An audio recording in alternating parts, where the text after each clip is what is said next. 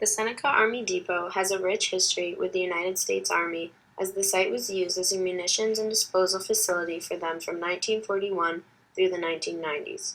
The site encompasses 10,587 acres and lies between Cayuga and Seneca Lakes in the Finger Lakes region. During the 1940s, the Army used the site to store radioactive materials, some of which were in connection with the Manhattan Project. The depot continued to be used through the 1950s, 1960s, and 1970s in the Korean War, as well as the Vietnam War. At one point during the Cold War, it was documented that the depot contained the largest supply of nuclear weapons in the entire country. The depot's final campaign came in 1990 to 1991 in the first Desert Storm War, and it was announced shortly after, in 1995, that the depot no longer met the new mission of the U.S. Army and that it would be closing. It was officially terminated in September of 2000. The airfield occupies 500 acres of the Seneca Army Depot. It was originally constructed during World War II as a training site for Navy aircrafts. After World War II, the airfield was taken over by the U.S. Air Force and was expanded to be able to accommodate planes of all sizes. Most of its use was for training pilots and for loading and unloading munition, and eventually it was transferred to the U.S. Army.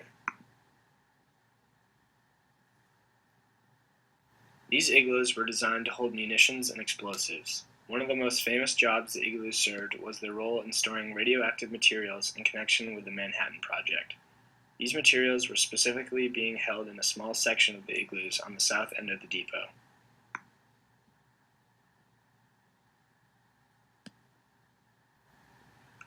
Today, the depot is owned for the most part by the Seneca County IDA. The only lands still retained by the U.S. Army are those lands being decontaminated. Once those remaining acres are cleaned to both state and federal health and environmental standards, they will be transferred to the IDA. This final transfer is expected to happen in the next 2 to 3 years. Currently, the 5-Point Correctional Facility and the Seneca County Law Enforcement Center are located on the depot, in addition to the 5 businesses listed above.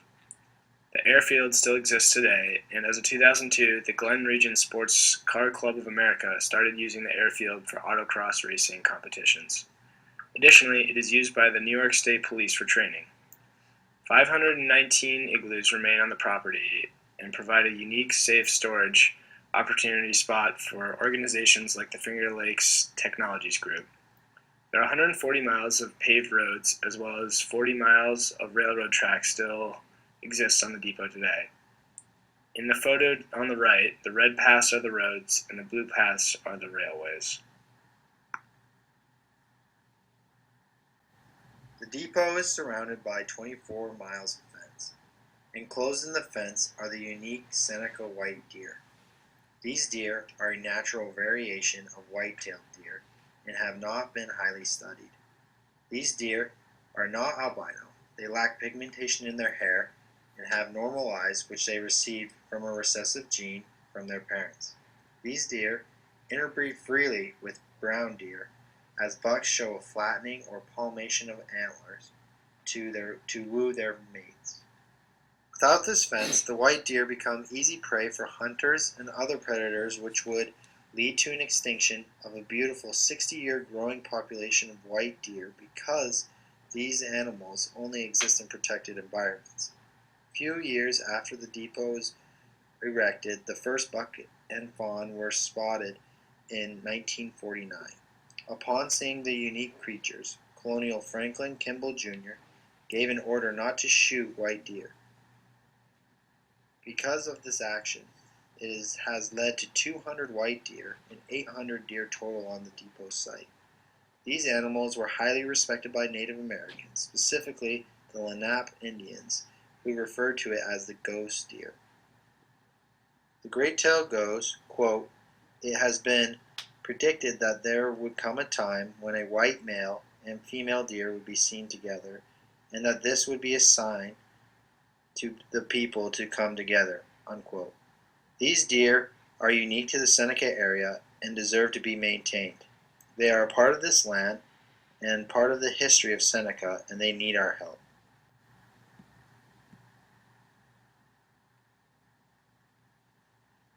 When determining the path we wanted to take with respect to the Seneca Army Depot, one of the most important factors was how our plans were going to affect the triple bottom line.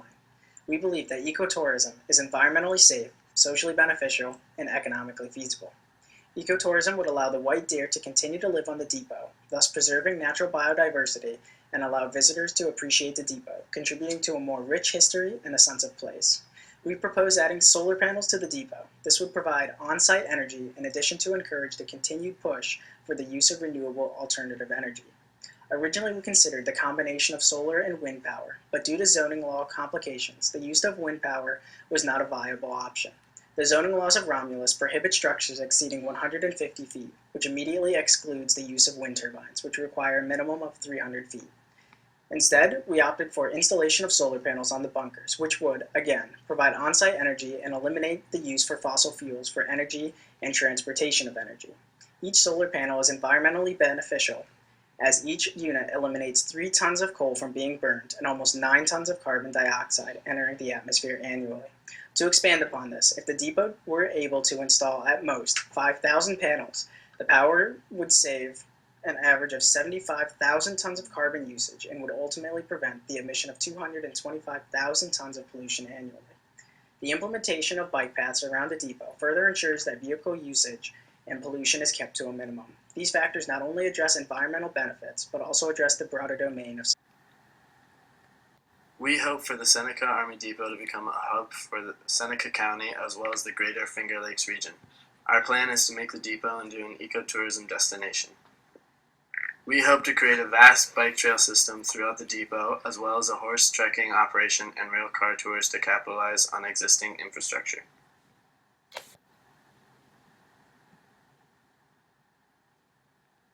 A large part of our plan is to incorporate the depot into the Seneca Lake Wine Trail. We plan on creating a wine tasting room out of an existing structure, such as one of the old bunkers. This will bring a broader demographic of tourists to the depot, from those who come to see the white deer to those who come to access the bike paths. Another part of our plan is to create campsites throughout the depot, as well as a B&B, bed and bunker operation for those who don't want to camp. This B&B operation will allow for the reuse of some of the bunkers which exist on the site and give tourists a unique experience. The railcar tours would also allow for people to experience the depot in a unique and enjoyable way. We plan on creating a dining car much like they have in Christchurch, New Zealand, which would tour around the depot while at the same time serving as a cafe during the day and restaurant at night.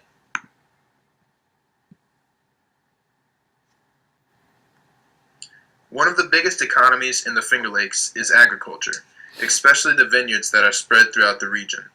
We want to incorporate the wineries into the new revitalized Seneca Army Depot, which will bring people into the depot not only for the wine, but also for the white deer and unique attractions that only the depot can offer.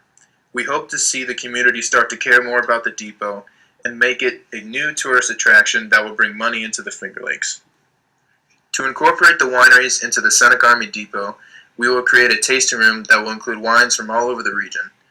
People will be able to sample different wines from the Seneca Wine Trail and then go and visit the wineries they like the most. This partnership allows the depot to bring in visitors that would normally only go to a few wineries in the area and allow them to sample multiple wines that they would otherwise not be allowed to try.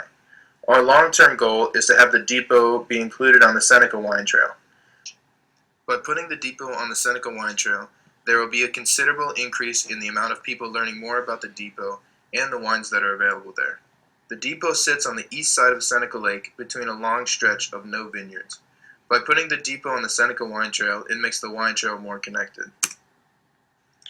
We have spoken to Paul Thomas, the executive director of the Seneca Wine Trail, and he believes that this tasting room at the depot could have 20 wineries involved initially. These 20 wineries would allow their wines to be sampled at the depot in order to attract more people to their vineyards. The tasting room will serve as advertising for the vineyards that want to be involved with the depot and will help their vineyards expand business.